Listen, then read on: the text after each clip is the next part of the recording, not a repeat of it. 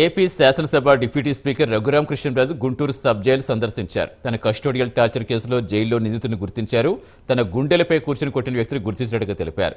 తన గుండెలపై కూర్చుని phone open చేయాలని అడిగాడని, అప్పుడు అతను పెట్టుకున్న మాస్క్ జారిపోయిందని చెప్పారు. మొత్తం 5 మంది వచ్చినట్టుగా గుర్తించారని తెలిపారు.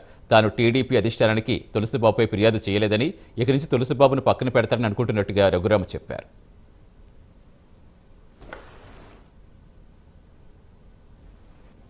కోర్టు వారు సమ్మన్లు ఇచ్చిన మీదట వారిని కలిసి నా స్టేట్మెంట్ తీసుకున్నారు.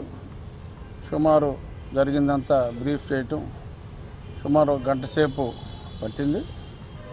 ఆ తర్వాత ఇక్కడికి తీసుకురావటం, ఐడెంటిఫికేషన్లో నేను ఎవరైతే నా గుండెల మీద కూర్చున్నారో వారిని నేను గుర్తించడం జరిగింది.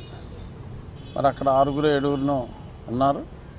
అందులో క్లియర్గా నా గుండెల మీద కూర్చున్న వాళ్ళని నేను గుర్తించడం జరిగింది. మరి అతను ఎవరన్నది మరి వ్యక్తిని అయితే నేను గుర్తించా, ఖచ్చితంగా ఇతనే అని చెప్పా. మరి అతను అందరూ అనుకునే వ్యక్తా కాదా అన్నది మరి అది మీరు తెలుసుకోవాలి. నేనైతే నా గుండెల మీద కూర్చున్న వ్యక్తిని గుర్తించాను క్లియర్గా. ముసుగు లేదండి, ఎందుకంటే నేను యాక్చువల్గా నా చెస్ట్కి బాగా దగ్గరగా కూర్చొని నన్ను 2-3 షాట్లు కొట్టినప్పుడు అప్పుడు లైట్గా జారింది.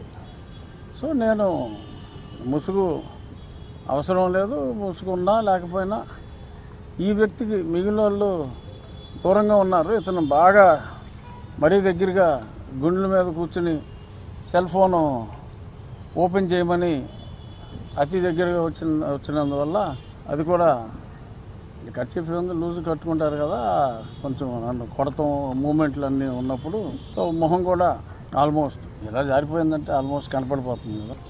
కోర్టు